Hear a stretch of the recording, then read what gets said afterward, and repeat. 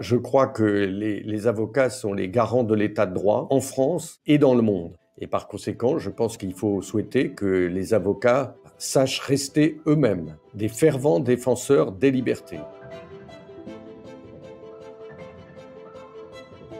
À la sortie du lycée, j'ai hésité entre des études d'ingénieur agronome et des études de droit parce que certains trouvaient que j'avais un talent pour les défendre dans les conseils de classe qui justifiait que j'emprunte cette voie. Sur les dossiers un peu plus difficiles, effectivement, je prenais la parole pour essayer de trouver les bons arguments pour qu'on passe à la classe supérieure. Et on se dit peut-être qu'on a une certaine vocation à défendre les autres.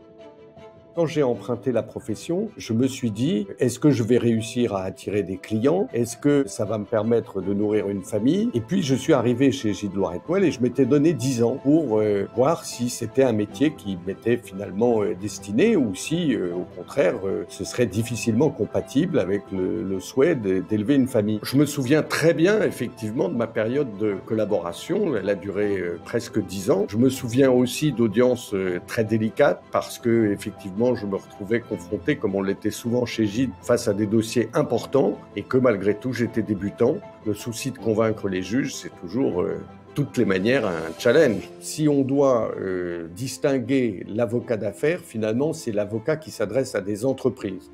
Et je pense que pour être un bon avocat d'entreprise, il faut avoir une grande humilité et savoir s'insérer dans l'entreprise avec laquelle on collabore. Je crois qu'il faut beaucoup travailler. Dans ce métier, un dossier n'est jamais gagné, il n'est jamais perdu. Il faut tout travailler et essayer de défendre du mieux possible ses clients.